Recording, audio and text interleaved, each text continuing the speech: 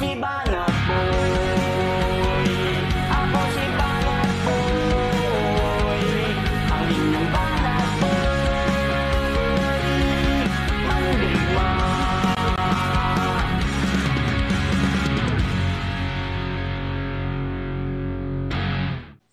Hair follicle test daw eh. Bakit? Sino? Sila? Sila niya, no? Hindi ko nga alam eh. Mabantay. Hindi, pero sa tingin ko dapat magpa-hair follicle si Libayan. Talaga kasi mukhang addict siya eh. Hindi ko nung sinasabing addict siya. Pero mukha talaga siyang addict eh. Oh. Hindi nagtututulog, hindi naglililigo. Yan papagot eh. Hindi. Tustad. Biruin mo yung ibang mga nakita ko, matitigas lang yung buhok eh. Eh yung kanya malutong. Hindi, pero ito point out ko lang Di ba sinabi niya, pinag-aralan daw niya ang galaw ng mga addict? Grade 5 pa lang siya. Grade 5 pa lang? Oo. Pinag-aralan niya na, sabi niya. Oo. Ay, di, ibase nila sa galaw ni BBM? Hindi nga, pinakita niya nga, ganun daw eh. Gumanon daw ganun? Gumanon, gumuwits. Okay. Umuwi, ibig sabihin? So, ibig sabihin, pag umuwi ang tao, addict na. Ayun. Malamang.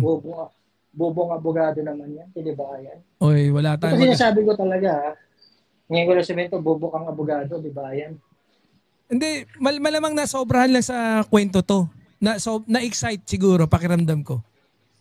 Imbis na sabihin niya na first year, second year, or second year, third year, hindi eh. Ang kwento niya na grade 5, kaya lang kwento niya yan. Hindi na wala tayong magagawa dyan. Yeah. Tsaka alam mo yung kay Amy Marcos, hindi na ako nagulat dyan. Yan ang huling alas ng mga DDS. In a way. Kasi hindi nagkaroon ng traction eh. Yung rally nila ng bukas, pangatlong araw nila bukas ang magra-rally. Wala na. Sa EDSA. Wala na. Hindi, meron bukas. Wala na. Wala na INC. Oh. Pero yung mga DD-list, meron pa yung bukas. Hindi, sila lang yun. Pre, ang konti lang nila eh. Oo nga, kaya nga si Amy, ito sabihin ko sa'yo, kaya nga si Amy nagsalita yan sa INC para yung crowd ng INC pumunta dun. Yung iba dyan, pumunta bukas sa EDSA. Pero hindi nare-represent INC. Basang-basa, di ba? Hindi, yun nga din daw sinasabi. Kaya kanina doon sa live nila BNK, nandun nila Brother Mike eh. Doon nga. Umakyat ako nung kaya lang nagdadrive ako eh. Yan na yun. Kaya nga sinasabi ko kanina, sa live ni Bihay ni Koy, pag bukas dumami ang tao. Hindi, the Big Five yun. Hindi, kanina. Oo nga. The Big Five ba yun? Oo, the Big Five. Yung madami sila. Doon sila Pablo eh. Oo. Yun. Sinabi ko kanina na pag dumami ang tao bukas, dahil yan doon sa sinabi ni Amy. Kasi nga, hindi sila sinusuporta ng INC. Ngayon, they are hoping dahil doon sa sinabi ni Amy Lacson, magkaroon ng impact yan doon sa mga tangang nagpunta sa rally kanina ng INC. Hindi lahat hindi ko nila lahat. Yung iba doon. At pumunta bukas sa EDSA. Yan ang kino-cross finger nila. Kaya nagganyan si Amy. Pero dahil nga, wala nang traction yan, bakit? Kung si Senator Amy sana ay hindi lantaran na siya ay DDS, baka meron pang impact yan. Yun nga rin yung punto ko eh. Kung kunyari magkasundo sila ng matagal, di ba? Hindi, kahit hindi na magkasundo. Hindi siya visible na nasa kabilang panig siya. Yes, oo. Hindi siya visible, hindi siya sumusuporta sa Duterte, hindi siya naninira, hindi niya sinisiraan si First Lady at dahil na siya nagsisira. Baka may impact pa yan. Pwede pa magkaroon ng impact yan kahit mga 30 to 45%. Pero hindi, alam ng taong bayan kung nasan siya eh. Simulat sa pool pa lang, alam ng taong bayan. Ito nga, di ba, may rally noong 2025? Kasi Isko Moreno, di ba, yung midterm election. Balikan natin to. Kung may video ka, i-play mo to. Naalala mo, si Sara Duterte nagpaalam kay Amy Marcos na babanatan niya si BBM. Nandun si Amy, nandun si Isko. Sabi ni Amy, sige lang. May video yan, alam ko yan. Di ba? So, ibig ko sabihin yan, wala nang traction yan. Sa Dilawan nga, hindi pumutok eh. Dilawan na. Hindi nga kinagat ang dilawan yan eh. Hindi, yun Ano pa lang sabi in ni the first Atty. place lang eh. Ha? Tignan mo, nung naglaban si PBBM, Hmm. si PBBM at saka si Lenny, Oh, diba bardagulan din tayong lahat nun. yeah. Meron bang naging issue about drug addict si PBBM? Wala. Hindi. Sige. Doon wala, di ba? Pero ito, alam pala ni, ito, sige na, bigyan na natin kay Senator Amy yan. Na alam niya, sabihin na natin, okay, nag-a-addict, gumagamit. Ba't niya pinatakbo noong 2022? Naawa Bakit nga niya daw hindi- siya. Bakit hindi niya sinusugan yung sinabi ni Duterte? Naawa nga daw siya dahil na ano eh. Na ano? Dahil gusto raw ayusin yung buhay. Akala niya aayusin yung buhay. Buhay na, anong Hindi, pero- maan sa buhay ni Pangulong Bongbong Marcos? Hindi ko nga alam eh. Wala nang sense yun, But, tingnan mo 2016, tinulungan niya raw dahil gusto raw maging vice presidente, tinulungan niyang ayusin yung buhay. Noong 2016. Noong 2016, senador si BBM noon eh. Tsaka ano sinasabi niya na, sinasabi niya, di ba, nag-a-addict? Mm. Di ba, nag-a-addict daw? Private citizen si Pangulong Bongbong Marcos nung natalo sa vice president yan. Correct. 6 years. Tsaka, he's 68 years old. Going 69 na ba? 68? 68. Tingnan mo. 68 years old. Ano sinasabi niyang umuwi na tayo, ading? Anong pinagsasabi mo? He's a grown-ass man. Kaya nga Diba? magkasama. Senior citizen. Yun, ano bang ikaw ba naniniwala ka? Or nagigets mo ba yung gustong palabasin nito ni Libayan na magkasama sila? Hindi, walang argumento yung kilibayan. Walang kwenta yung sinasabi niya. Kumakain siya ng tae. Yan ang totoo. Dahil ngayon, nagsasalita kapatid, ibig sabihin, totoo. Bubok pala. Kaya nga eh. Hindi, Kumakain ka na. Abogado ka ba? Parang kumakain yun ng nga tae. eh. Yun lang eh. Yung tanongin na lang natin siya eh. Sa tingin mo ba, alam niya kung kailan huling uminom yung kapatid niya? Ito, ang allegation is allegation. Kahit sino pa nagsalita, kahit Correct. tatay mo pa, or kapatid mo, or kakambal mo. Pero may Allegation is special case allegation. to, Brad. Walang special case Hindi yan. special case kasi abogado siya eh. He's supposed to do some investigation bago siya mag-conduct ng conclusion. Diyos ko po, anong investigation na gagawin niya? Yun nga eh. Hindi, pero yun na, inano niya na kagad eh. At least kahit i-cross man lang niya, trial lawyer to. Wala akong pakialam kung trial lawyer pa siya. Yun nga. That's make the case special kasi nga, siya yun, Kapatid. naniwala ka, hindi dahil kapatid, naniwala kagad siya. Bobo siya kung ganun.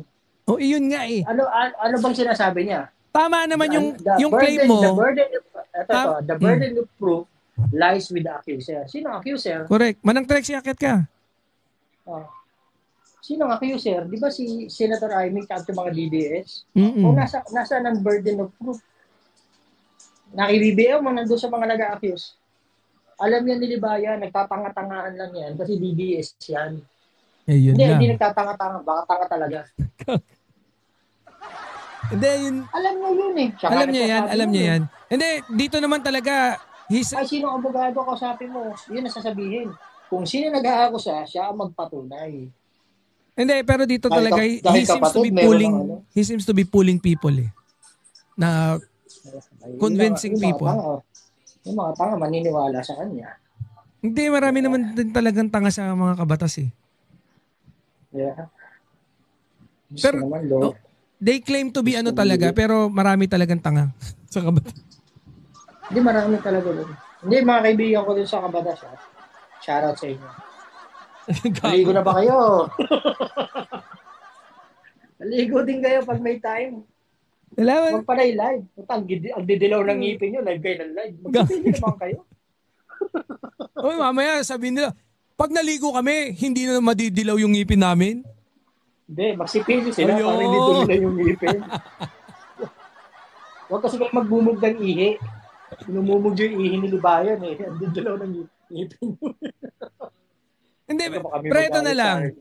Kasi kung kunyari, no? Let's play with the theory na sakyan natin si Pre, since ilang taon ba sa tingin mo yung nagda-drugs ng yung medyo pangdrogahan na edad? Kalakasan, prime, let's say 25, ganun. 20. Hindi kasi kaya ako may experience ako sa ganyan kasi yung kaibigan ko nagpakamatay lang sa droga. Totoo nga. Totoo Hindi, pero to. ilang taon ba sa tingin mo?